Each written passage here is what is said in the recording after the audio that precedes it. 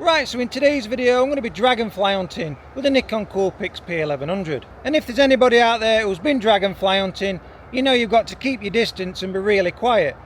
So this is where this is going to shine today, because I can keep at least 10 meters away and zoom right close into the dragonflies, that's if I see any, and then we'll be able to get some real nice detail there. And also where I am, I've seen quite a few grass snakes in the past, so hopefully the hot weather's going to bring them out. It's the grass snakes, and usually we can see them just sunbathing on some lily pads, but again, as soon as they see you, they shoot off, and they're really fast swimmers. So if I get any shots of them and the footage is wobbly while it's swimming, you know I've took it straight off the tripod and I'm on handheld. Now for anybody out there who's been dragonfly hunting, you know it's really difficult to catch them whilst they're in motion. So let them fly around for a bit and then they'll perch on some stalky grass or on some lily pads there. And again, where I'm stood, you just wouldn't really get to see any detail.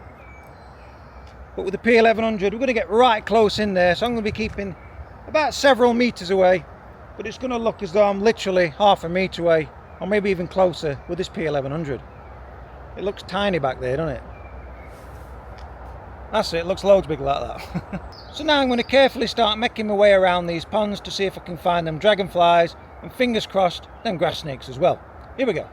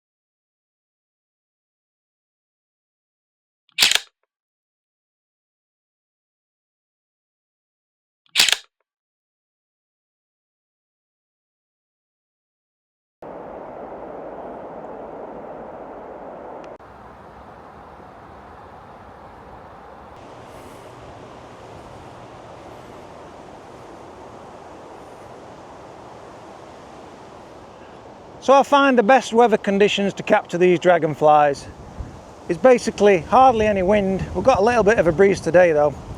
And make sure that sun's really bright in the sky with no clouds around, because if it's a white, cloudy, overcast day, they just don't seem to be about that much. So to capture them in great detail like I am today, we're going to have a lot of time hanging about and a lot of patience as well.